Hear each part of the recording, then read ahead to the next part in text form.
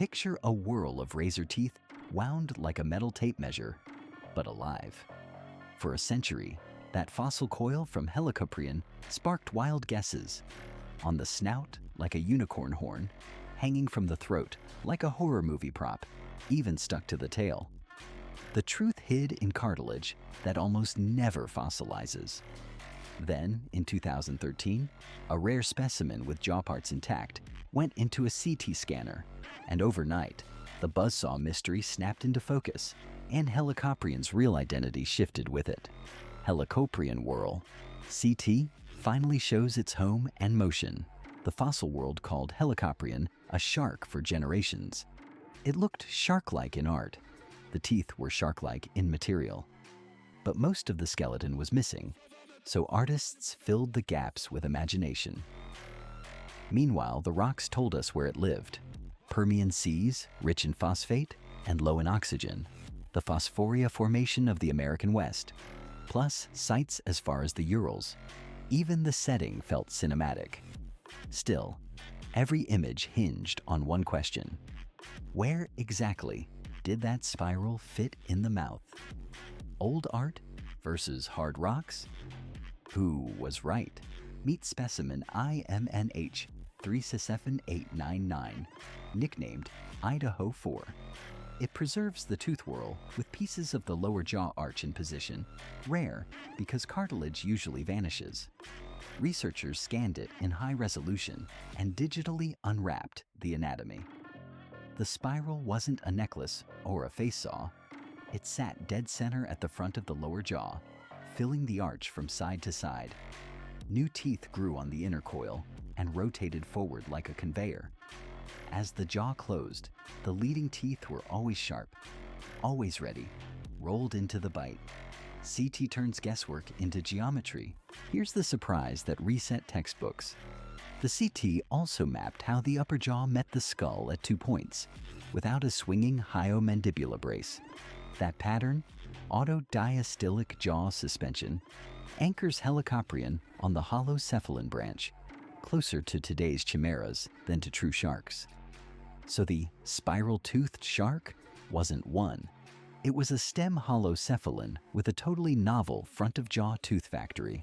Suddenly, those snouts saw paleo art pieces aged 100 years in a day. Not a shark? Something stranger and smarter at the jaw level? Imagine that jaw in motion. Close the mouth, and the whorl's outermost teeth engage first, like a bread knife drawing in. Behind them, newer teeth roll forward from the coil's core to take their place next time. That's not just creepy, it's elegant. The system keeps the effective cutting edge young even as the animal grows. It likely favored soft-bodied prey, squid-like cephalopods or fish without heavy armor. There's debate here because we don't have gut contents, but the blade geometry and conveyor growth point to slicing more than crushing. How big did Helicoprion get? That's the maddening part. We don't have a complete body. Size estimates scale from whorl diameter and comparisons with relatives, and those numbers swing wide. Some reconstructions show a torpedo form with tall dorsal fins. Others, a more chimera-like silhouette. What's solid is the jaw package. The 2013 scans give us bone for cartilage certainty in the head region and a working model for how the buzzsaw fed. The rest of the body, still a silhouette drawn from cousins and best guesses. Head, certain. Body carefully guessed. Drop into its world. The early Permian Phosphoria Sea. Think broad inland margin waters with intervals of low oxygen at the bottom. Phosphate piled up in the sediments, locking in phosphatic fossils, including those whorls. Picture dim green water over dark, fine mud. Schools of fish flick in the hazy light. Soft-bodied swimmers pulse and vanish in the murk. In that scene, Helicoprion patrols like a quiet utility knife. No armor bashing, just fast capture and a controlled slice. The setting itself helps explain why we find the teeth and not the rest. So why did older reconstructions go so wrong? Blame missing context and wild symmetry. A spiral tooth whorl is so bizarre that our brains search for a familiar slot. horn, saw blade, throat disc. Without jaw cartilage to frame it, any place felt plausible on paper. The CT changed the rules by giving hard spatial anchors, where muscles must attach, how the upper jaw locks to the skull, how the lower arch cradles the coil.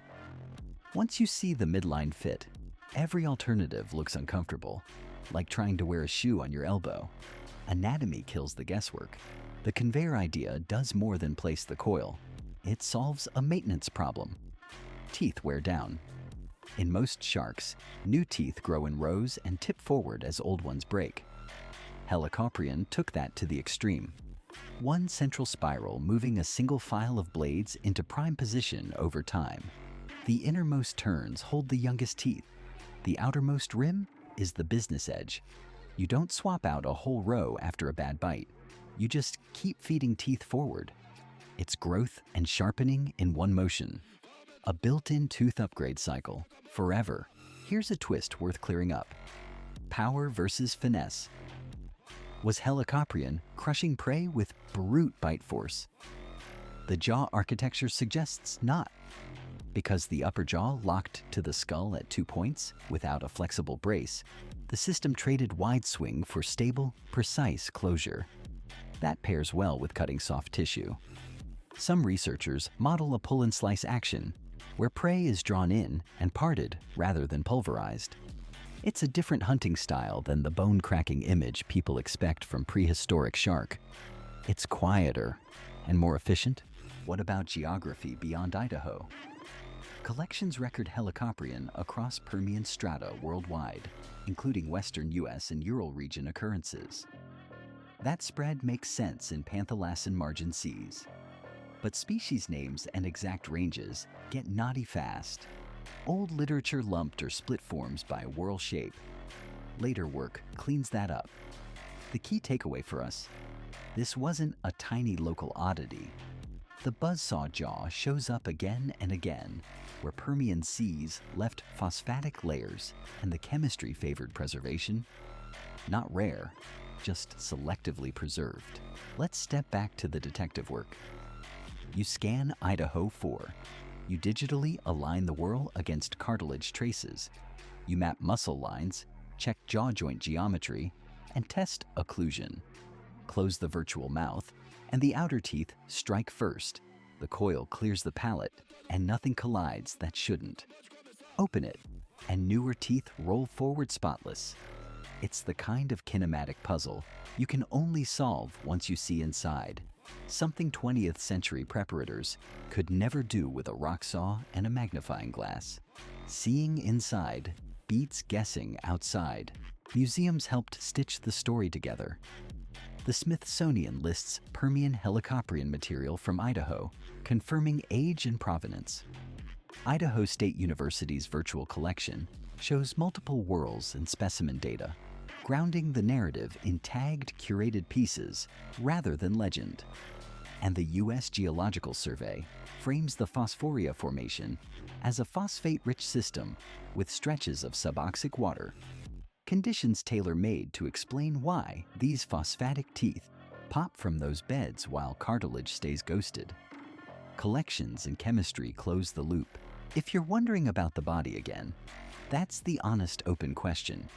Broader holocephalan studies show the Chimera lineage assembling its body plan long before the deep sea forms we know today. But eugeneodonts, like Helicoprion, sit off to the side, and their postcranial bits are frustratingly rare. Artists borrow from relatives, Cassiotis here, Fidenia there, to sketch a silhouette that swims. It's a helpful stand-in, not a photograph. The head is the anchor.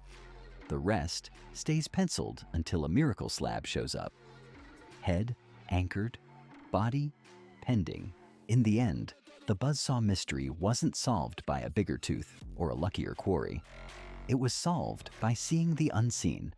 Cartilage mapped in 3 dimensions, joints tested in motion, and a spiral tooth conveyor locked into its rightful seat at the front of the lower jaw. Helicoprion turns from a meme into a machine. Less monster, more mechanism. And that's better. Because once you know how it worked, you can finally ask the right next thing. In a Permian Sea full of experiments, what other designs are we still wearing in the wrong place?